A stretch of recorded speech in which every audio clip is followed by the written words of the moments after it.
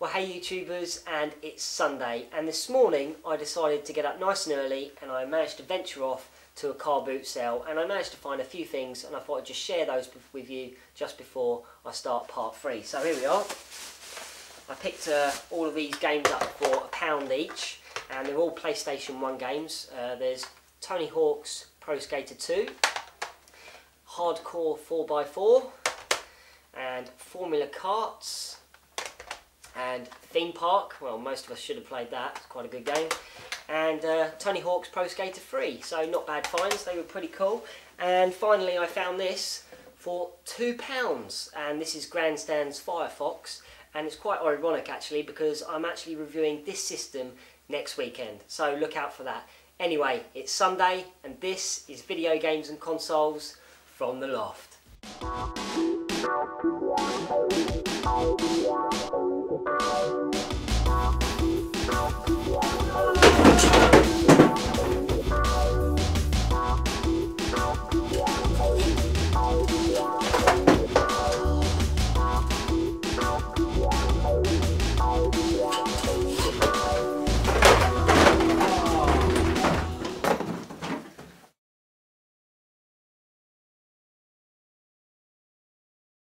Well, it's the 4th of October and yes, it's a Sunday. And today for you I have 2 more items from the collection to show you.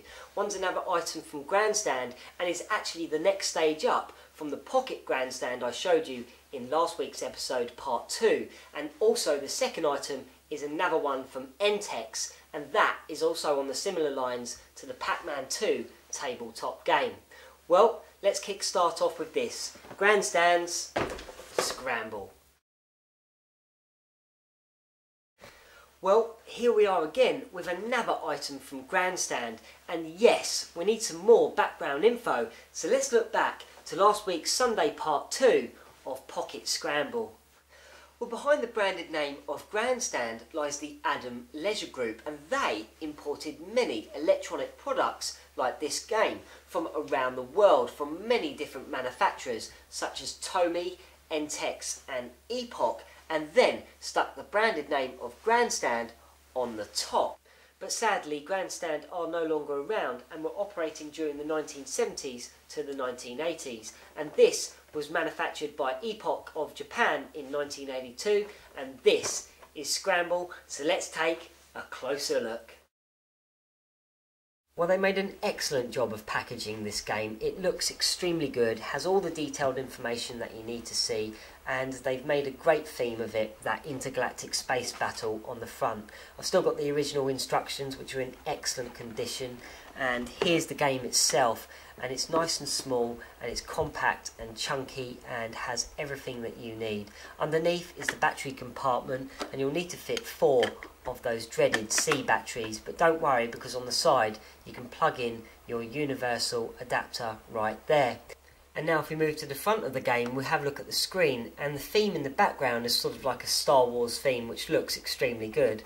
If we move to the controls now, the arcade stick is excellent and moves extremely easily around. You have your start and select buttons and your on and off buttons and your bomb and missile buttons during gameplay. So let's look at that gameplay.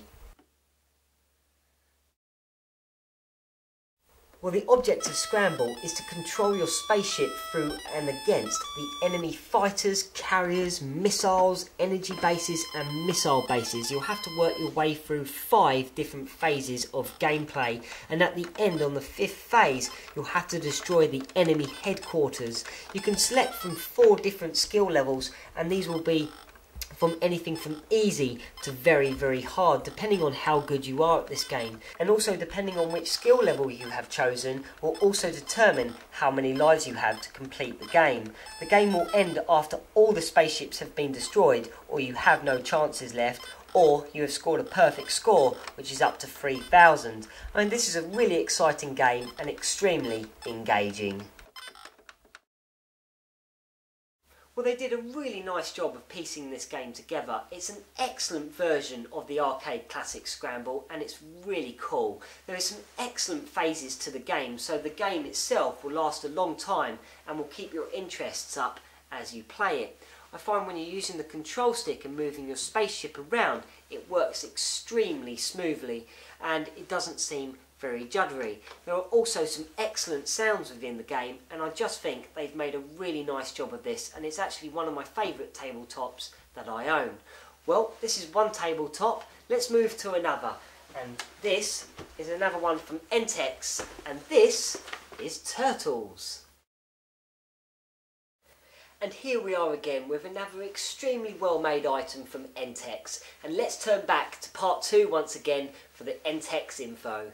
Well, Entex were also live during the 1970s and the 1980s, and sadly no longer around either. The company were based in California and originally made model kits and Lego-like bricks, and then moved to the electronic department of tabletop games and handheld games, which were made extremely well and were extremely popular. But sadly the company folded as video games and consoles took over. And they released this game, Turtles, in 1982, so there's nothing left to do but take a closer look. Well, this is another really well packaged item from Entex. They've done a beautiful job of this. It's extremely detailed once again, just like Pac-Man 2. It tells you all the information that you need to know before you even buy the game. It's just brilliant. And here's the game Turtles out of its polystyrene inserts, and it looks extremely good. And now if we look at the bottom of the game itself, you can see in the battery compartments you'll need to fit 4 C batteries and 2 go in both ends of the game itself. You've got the instructions on the back and the speaker, and also you can adjust the sound here with the use of a screwdriver, which is extremely interesting. I've never seen that before in a game before, but really handy, as this game can get extremely loud. You've also got a dial for changing the speed level of the game, which is interesting, another extra feature. And there you can fit in some headphones, which is cool, and also you've got your adapter, universal adapter jack. And now if we look at the front of the game, we can look through the switches, and you've got your on and off switch and your mute switch to turn the volume off. You have a skill setting 1 and 2 in the middle there. And you have your player switch for 1 and 2 players, and a demo as well to see a demo of the game. You have your player 2 controls here for the arcade stick to move your red beetles around, the attacking annoying red beetles, and your player 1 controls with the bug bomb. And let's look at some gameplay. Well, the object of Turtles is to control your turtle around the maze, and you have to go out and hunt for the 6 turtlettes and then take them home. But the only problem is they are hidden under question marks, and there are 8 question marks within the game. 2 of these will be occupied by the pesky attacking beetles, and you have to avoid them. Also, there are attacking beetles chasing you all around the mazes, and these move extremely quickly, and you have to work as quickly as possible to find those turtlettes and get them home before you get attacked by those really annoying beetles. I find this game moves extremely quickly, and you cannot hang around, and is actually quite hard. You can also play it 2 players, and one person can take control of the attacking beetles and the other can take control of the turtle, and obviously it's slightly more easier as there are not so many attacking beetles, but a really fun game. Well, I really like this game. This has got to be one of the best tabletops I've come across in terms of functions and what it can do. As in terms of the gameplay, it's excellent and runs very similar to Pac-Man 2 from last week. It also has those great extra features such as the phone jack, and also you can plug in your AC adapter, but it also has that wheel on the side for your gameplay speed. And also, obviously, you can play it 2 players, which I just think is absolutely brilliant and a really great item, and actually a really good game. Now, if you'd like to own either of the items that I've displayed today, then you should be looking at for the Scramble game from Grandstand, probably about £20 to £30. It just depends whether or not it comes with a box or instructions, and obviously condition, but shouldn't have to pay anything more than £30, and I would probably say $40 in America, maximum price, got to be.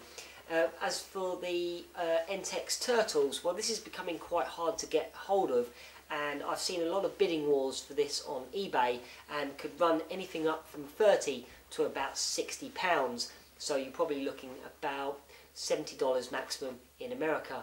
Well, I really hope you've enjoyed both these items today. They're absolutely great fun and stuff that I'll be playing for many years to come.